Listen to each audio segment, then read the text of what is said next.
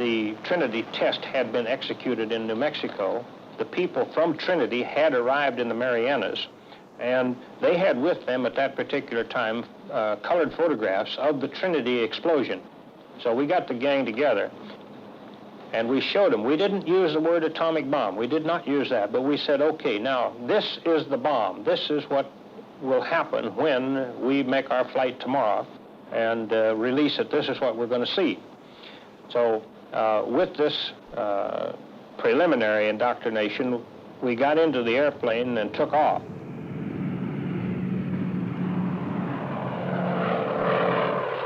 Once we were airborne and in the air, I then left the pilot's seat of the airplane and I crawled back into the back where the enlisted men were. I got them all together back there and we poured some coffee out of the thermos jugs, and I told them actually what we were doing and what we were carrying at that time. And the weather being clear at our primary, which was Hiroshima, there was no decision left. I mean, we were on the way to the primary. So that part of it was perfectly routine. As we came in from our initial point to the bomb release point, it was again routine. We were bothered not in the least by any kind of fighter opposition, no flak. We didn't see anything to cause us any concern, so that we were able to concentrate strictly on the bombing problem. The bomb was released.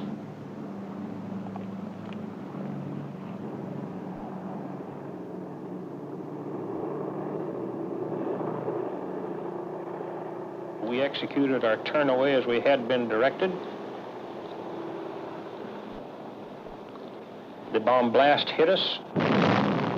It hit us in two different shock waves, the first being the stronger. This, as I say, was a perfectly unexciting and routine thing up until the point of taking a look at the damage that had been done. And then it was a little bit hard to realize. It was kind of inconceivable as to what we were looking at there. We passed comments back and forth in the airplane. We took pictures. And by the time we had done that, I became concerned that we better quit being sightseers and get out of there. And we were gone and off of the coast in a matter of about 20 minutes from the time that the bomb was released.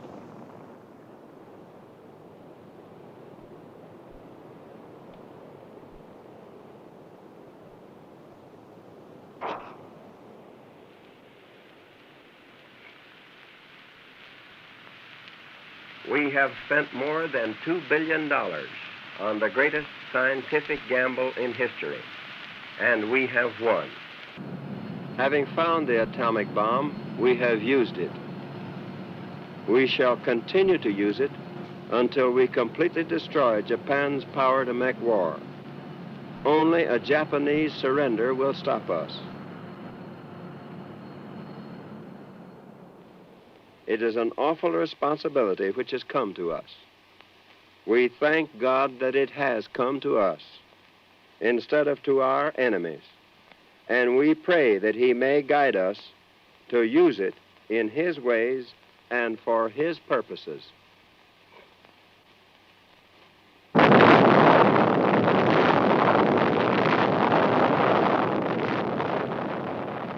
Captain Beahan, what was your most outstanding experience on this historic flight? I suppose it was when the clouds opened up over the target at Nagasaki. The target was there pretty as a picture. I made the run, let the bomb go.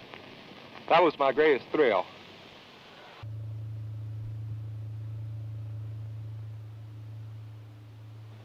The group had been told to select some targets in Japan that had not been bombed. In other words, they wanted virgin targets. And the reason behind it, even though not given to the group at that time, the reason behind it was that they wanted to be able to make bomb blast studies or bomb damage studies on virgin targets once the bombs were used.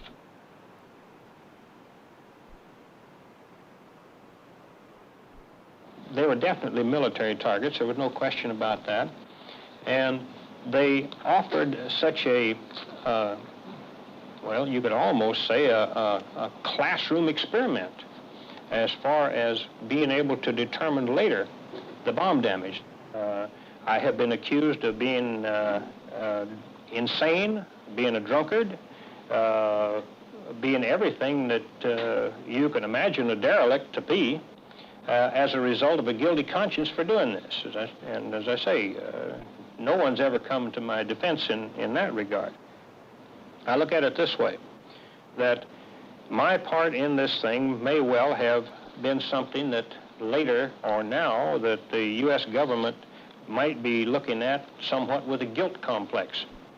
And the feeling could be that the less said about it by the United States government, the better.